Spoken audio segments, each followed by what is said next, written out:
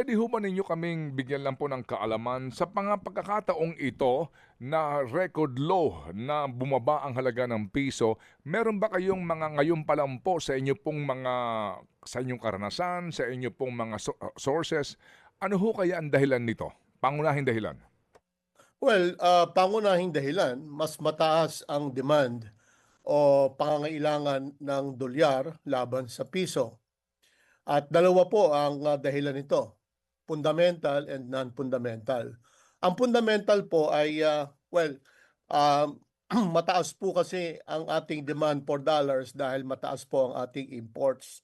Kung matatandaan po natin, out of our total energy need, yung pangangailangan natin sa power, energy, 30% po ay fuel-based. Ito po yung fossil fuel, ito yung langis. And 98% of that is imported.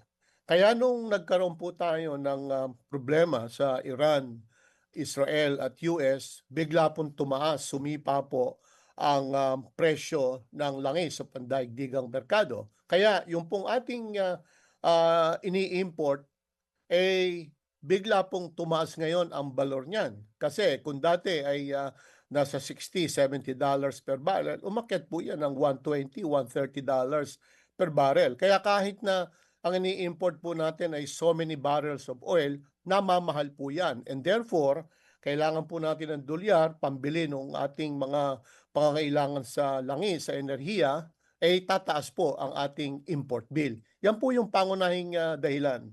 Tapos pangalawa, kung makikita po natin, wala pong humpay ang paghina po ng ating trade and current account balance. Ito po yung total na ating kinikita na dolyar mula sa iba't ibang sources. Halimbawa, exports, OFW remittances, BPOs, investment. Lahat po yan pumapasok sa ating dolyar. Pero marami naman tayong inilalabas. Import, okay? Pagbabayad ng external debt ng ating bansa.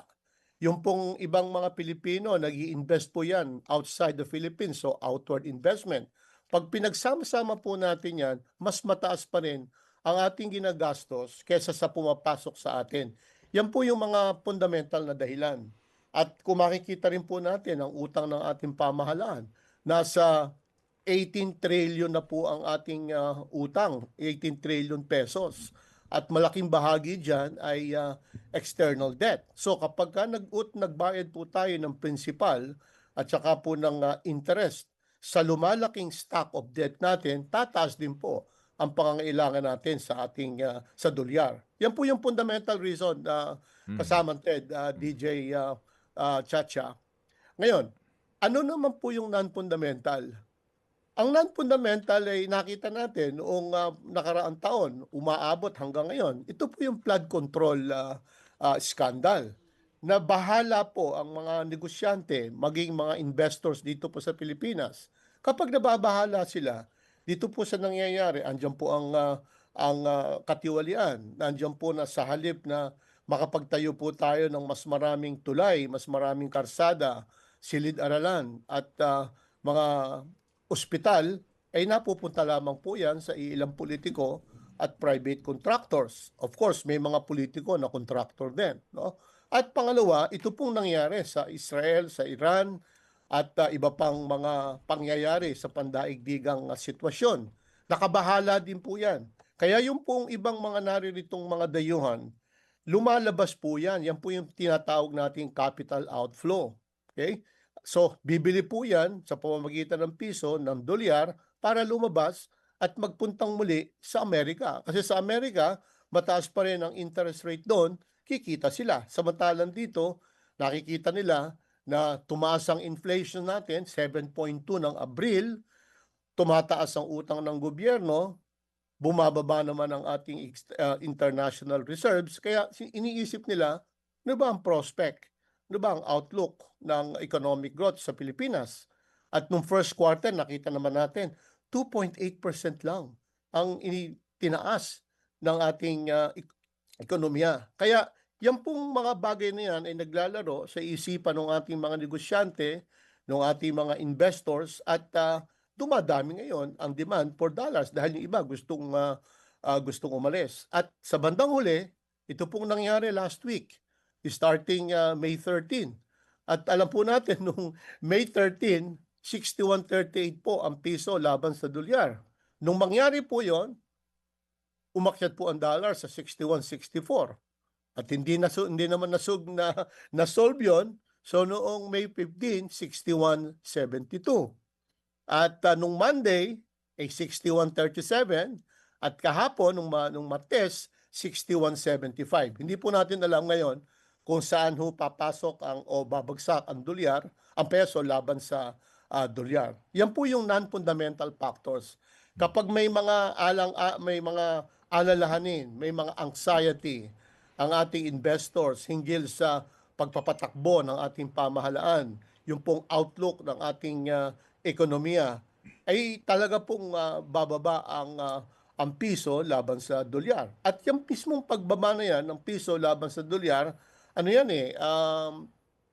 self-fulfilling yan. So kapag tumaas po ang balor ng dolyar laban sa piso, ang inflation din po ay tataas kasi tumataas yung cost ng ating importation.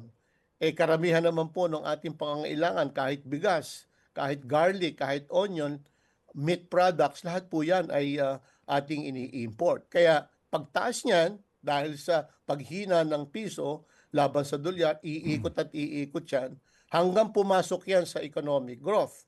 Dahil sa mahina ang piso laban sa dolyar, tumataas ang piso, yan po yung tinatawag nating demand destruction. Hindi na ngayon makabili ang mga tao nung dati nilang binibili kasi mahal. So hihina ngayon ang consumption.